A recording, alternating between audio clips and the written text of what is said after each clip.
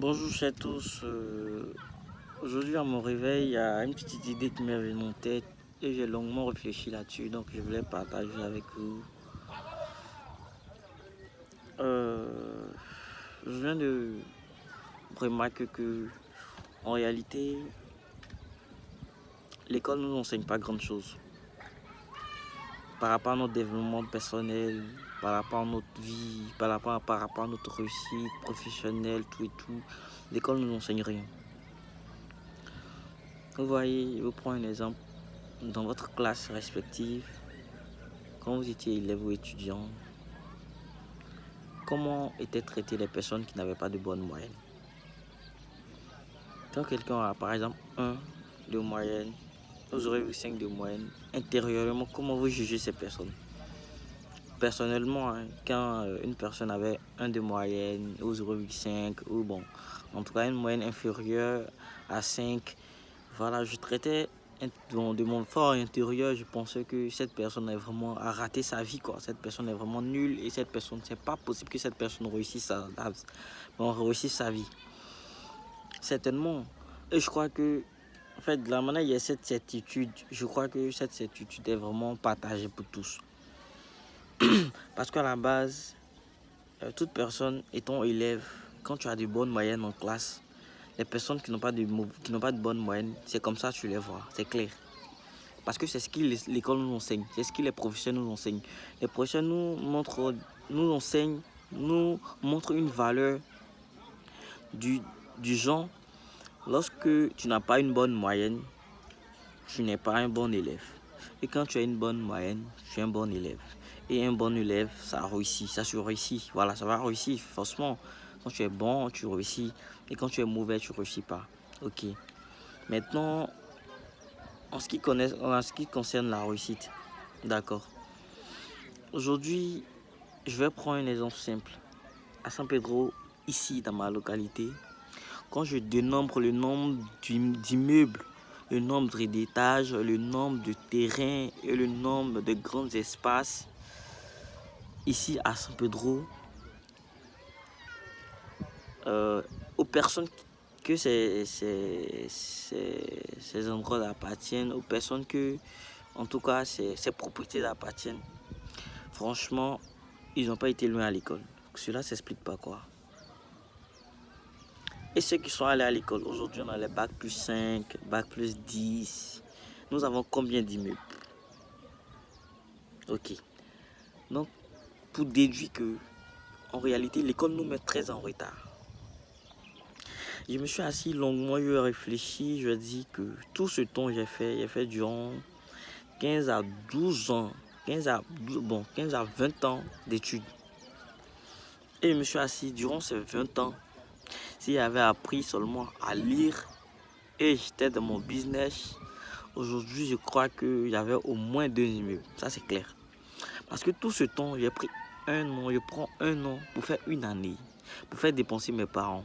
Je prends un an pour acheter les documents, réfléchir, faire manipuler mon cerveau, fatiguer mon cerveau pour pouvoir avoir quoi en retour? Un salaire de 200 000 dans une entreprise où tu es maltraité. Pour avoir un salaire de 150 000 dans une entreprise où tu es maltraité. Ok, ça c'est pour celui peut-être qui a pris l'électrotechnique comme moi ou la médecine. Voilà. Allons sur le cadre peut-être du cas ministériel ou de la présidence, ok. Aucun ministre, son salaire régulier ne peut lui permettre de construire un immeuble. C'est pas possible. Si tu vois un ministre a construit des immeubles, c'est qu'il est un voleur, c'est clair. Donc pour dire que le poste ministériel ne lui permet même pas de construire un immeuble, c'est pas sûr, c'est pas évident. Donc pour nous dire qu'en réalité, l'école nous a mis tellement en retard, ils nous ont endoctrinés. Ils nous ont mis quelque chose dans la tête de telle sorte que nous sommes basés seulement que sur le bureau. Mais il n'y a rien au bureau. Bon, tu t'assois, c'est vrai, tu fais rien toute la journée. Et puis au retour, en un mois, tu as 150 000, 200 000, 300 000. Ça, c'est une vie. Tu vas réussir à quel moment? Si tu as une grande famille comme la tienne, au moins 26 enfants, tous tes parents, quand tu toi, mon frère, tu vas devenir fou. Au lieu de calculer, réfléchissons bien sur notre vie. La meilleure des vies, c'est l'entrepreneuriat. C'est la seule chose qui nous garantit. C'est la seule chose qui nous permet aujourd'hui d'être vachement riches. C'est la seule chose aujourd'hui qui peut nous permettre d'atteindre le sommet, et je dis le sommet de la richesse. Tous ceux qui sont riches aujourd'hui, ils n'ont pas duré à l'école. On prend le cas de Bill Gates. Il a fait beaucoup d'échecs. Aujourd'hui, il est milliardaire. On prend le cas des Arabes qui sont riches aujourd'hui. Le gars, il ne fonce pas à l'école, les milliardaires. On prend Didier Drogba. Il n'a pas eu doctorat. Il est milliardaire. Yaya Touré n'a pas eu doctorat. Il est milliardaire. Bon, les doctorants qui sont en Côte d'Ivoire ici, on dit l'autre, le ministre de Gbagbo, Kotap, je sais pas, j'ai oublié son nom. Le ministre le plus diplômé de la Côte d'Ivoire. Il a combien d'immeubles? Il n'est même pas milliardaire. Il va avoir un milliard comment? Ça vous dit que l'école nous met franchement en retard. Mais aujourd'hui, qu'est-ce que nous allons faire? C'est clair que nous sommes déjà lancés, nous avons perdu beaucoup de temps. Donc c'est le moment de revenir. C'est le moment de faire matcher notre matière grise. Montrer le vrai chemin à nos petits frères, montrer le vrai chemin à notre petite soeur, montrer le vrai chemin à toute notre famille. Pour vous dire que, en vrai, sans mentir, l'école nous met très en retard. Très en retard. Il n'y a pas d'amitié. Arrêtons de penser seulement qu'au bureau. Arrêtons de penser seulement qu'au bureau.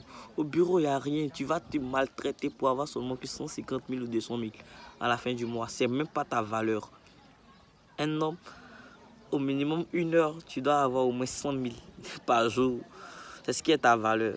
Ou 200 000 par jour, c'est ce qui est ta valeur. Sinon, un pointage de 5 000 par jour, 10 000 par jour, ça, c'est pas ta valeur. Car l'homme est très important. L'homme a une valeur très importante au vu de Dieu et au vu de tous pour avoir un rendement de 5 000 ou de 10 000 par jour, franchement. Et bon, il y a des personnes qui sont en deçà de cela, hein. Vraiment. Donc, nous sommes dans un monde vraiment très terrible. Il faudrait que nous soyons des courageux.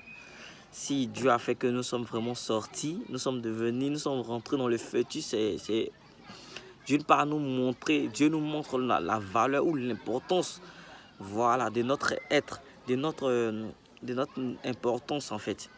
Donc, profitons de cette importance, pour montrer notre valeur aux yeux du monde.